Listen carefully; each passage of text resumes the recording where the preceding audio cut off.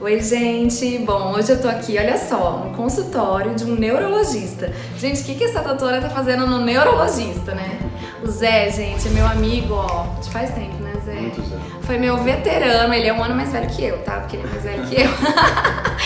E a gente deu monitoria junto de neuro, olha só, eu ia ser neuro, né? Mas aí só ele que vingou. É verdade.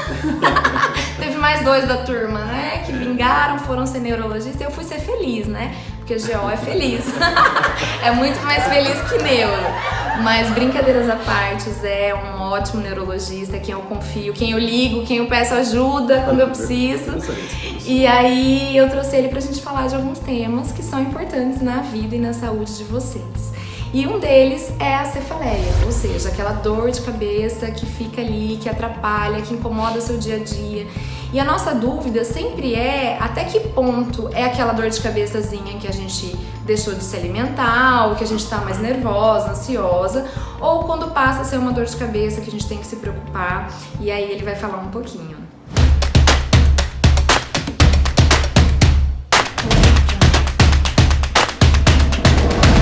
Bom, pessoal, eu agradeço, Alessandra, pelo convite, né, da gente estar aí conversando com o pessoal, seu público, sobre esses temas, né, da ginecologia. Gente, é tudo negócio caseiro aqui, tá? Eu coloquei a luz, vamos gravar e vamos embora. E essa interface entre ginecologia e a neurologia, né?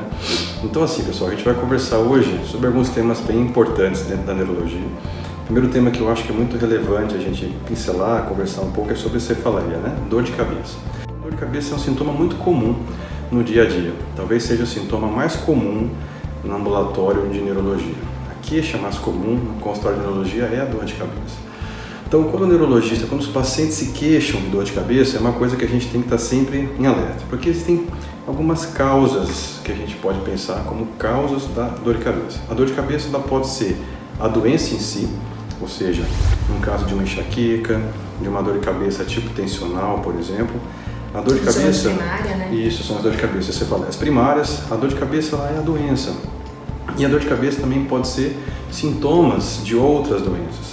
Então é aí que mora o perigo, né? Quando a gente tem dores de cabeça relacionadas como sintomas de outros problemas de saúde.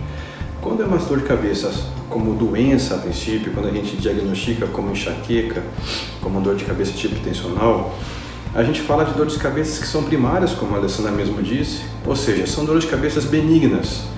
Mas no caso da enxaqueca, mesmo sendo benigna, uma dor de cabeça muito incapacitante, que limita a paciente de realizar suas atividades do dia a dia. E no caso específico da mulher, ela é uma dor de cabeça, é uma doença muito comum.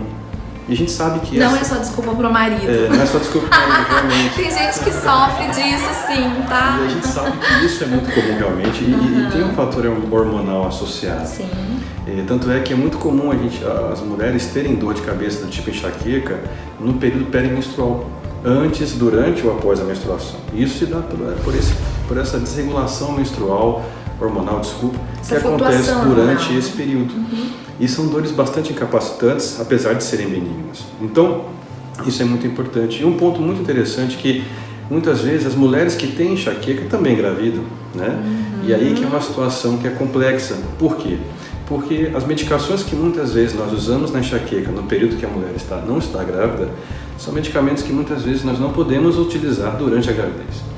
Então isso é muito complicado, tem que ser passado pelo médico, pelo neurologista, pelo ginecologista, no caso obstetra também, para avaliar qual medicação que o paciente utiliza. Isso é ideal que se faça antes da gravidez, para que muitas vezes nós não tenhamos surpresas do nem uso, as pacientes terem crises também. Justamente, do uso inadvertido dessas medicações profiláticas ou analgésicas durante a gravidez. Pode gerar malformações. Pode gerar malformações. Então não pode tomar sem autorização médica. Então a gente sabe que isso é muito perigoso. Então a mulher antes de engravidar que tem enxaqueca tem que passar pelo ginecologista obstetra, tem que passar pelo seu neurologista para avaliar que medicações que utiliza, se teria possibilidade de trocar essas medicações ou se elas são permitidas durante a gravidez.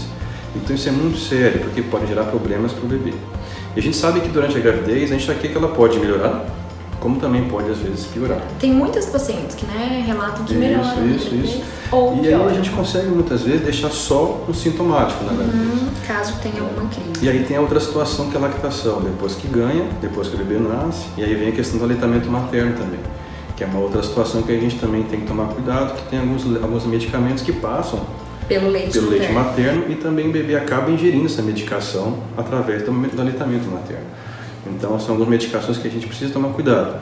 E isso a gente tem que estar orientando, tanto o neurologista como o ginecologista e obstetra. Isso mesmo. Então, resumindo, gente, teve uma dor incapacitante que está impedindo você de fazer suas atividades, não está normal, tem que procurar ajuda, tem que procurar um especialista, porque pode ser ou uma doença primária, né, Zé? Isso. Ou algum sinal de uma doença mais grave, tá?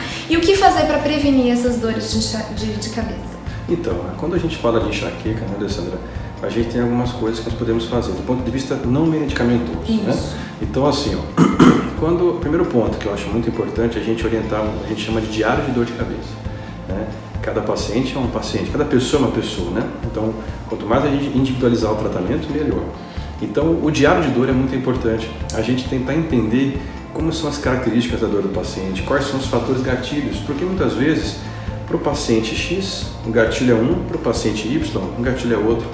Então, entender o diário, o que gera essa dor, né? Então, o diário é muito importante. Porque com o diário de dor de cabeça, eu sei, por exemplo, se o chocolate que a paciente ingere, ele vai gerar dor de cabeça. Né? Se o refrigerante também pode ser causa, pode ser gatilho da dor de cabeça. Então, o diário nos ajuda nessa percepção de quais são os gatilhos que aquele paciente apresenta. E à medida que a gente vai percebendo isso, a gente vai orientar uma dieta, né, baseada naquilo que o paciente tem. Então, quais são os alimentos mais comuns? É chocolate, embutidos, alimentos gordurosos, salsicha, linguiça que são ricos em nitrato, nitrito, bebida alcoólica, derivados do leite, muitas vezes frutas cítricas também. Então, a gente vai entendendo na história do paciente. A atividade física é muito importante, uma atividade física regular, isso ajuda muito. A gente fala que funciona como um anti-inflamatório natural, vamos dizer assim. Para muita coisa, né? Para depressão. Justamente, melhora a ativação, melhora o ânimo do paciente, né? Então isso aumenta a produção de alguns neurotransmissores que fazem a sensação de bem-estar, modulam a dor. Então a atividade física é muito interessante, muito importante, né? A alimentação adequada, a atividade física, um sono adequado, né? Dormir no mínimo de 6 a 8 horas por noite é o que a gente recomenda. Evitar alimentos muito pesados, muito gordurosos durante a noite, né? O sono, a gente pode ajudar o sono através do que a gente chama de higiene do sono. Então, realizar a higiene do sono de forma adequada, isso ajuda no sono. E uma coisa também que é muito comum no nosso dia a dia, né, que é o estresse, né?